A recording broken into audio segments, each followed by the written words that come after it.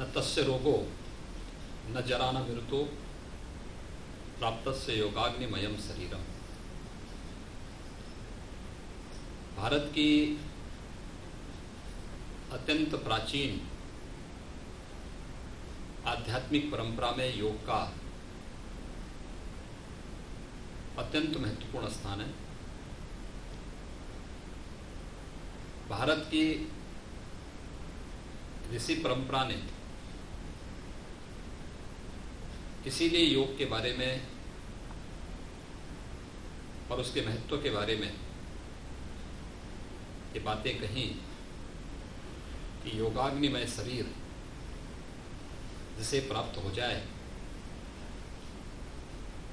वहाँ न रोग है, न बुढ़ापा है और न ही मृत्यु। स्वाभाविक रूप से भारत की सनातन परंपरा के इस महत्व को लोगों ने आज समझा है।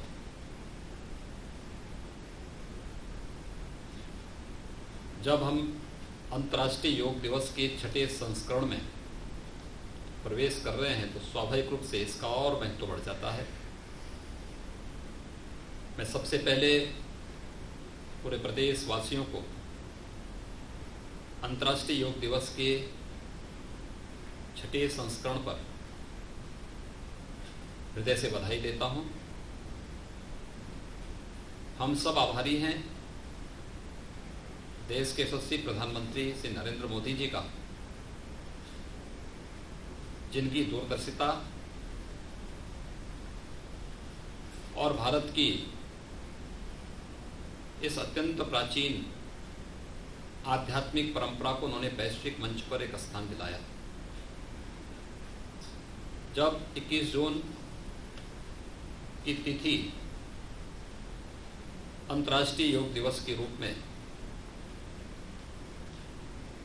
मान्यता प्राप्त हुई और आज देखते ही देखते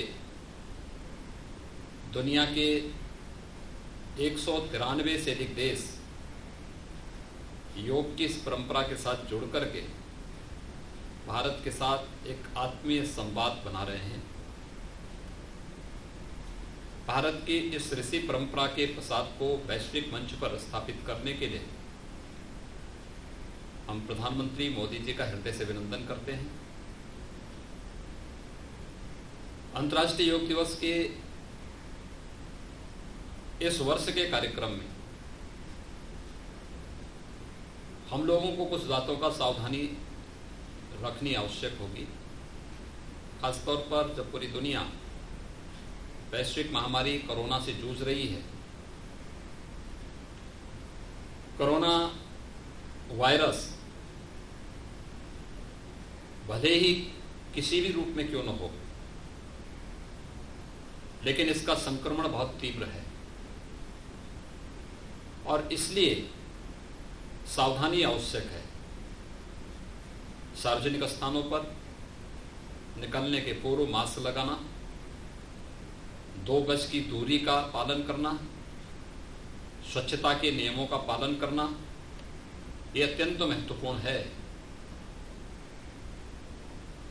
पब्लिक गैदरिंग कहीं नहीं होने देना, यानी कहीं पर मास गैदरिंग नहीं होगी, बड़ी संख्या में लोग नहीं जुटेंगे। इसलिए स्वाभाविक रूप से अंतर्राष्ट्रीय योग दिवस पर सामूहिक योगाभ्यास नहीं हो पाएगा। इस बार का योग दिवस अपने घर में रह करके आयुष मंत्रालय भारत सरकार के द्वारा एक कॉमन योगा प्रोटोकॉल जारी किया गया है, जिसमें योगाभ्यास के बारे में, योग के विभिन्न आयामों के बारे में बड़ा विस्तार के साथ दिया गया है। हम इसका पालन करेंगे तो स्वाभाविक रूप से इसका लाभ हमें प्राप्त होगा। उत्तर प्रदेश के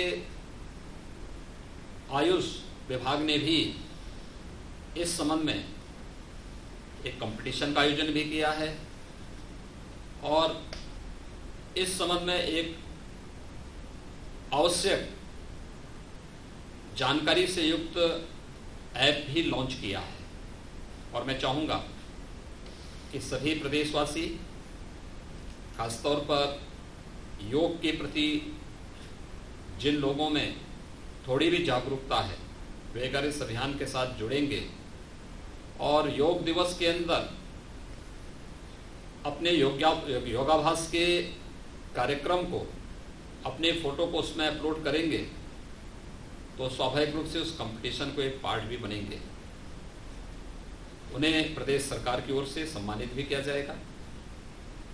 मैं एक बार फिर से अंतर्राष्ट्रीय योग दिवस के अवसर पर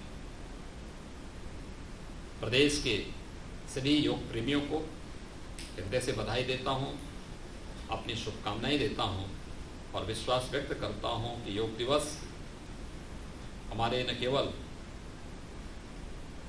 भौतिक बल्कि आध्यात्मिक जीवन में भी निरंतर उन्नति और समृद्धि का मार्ग प्रशस्त करेगा।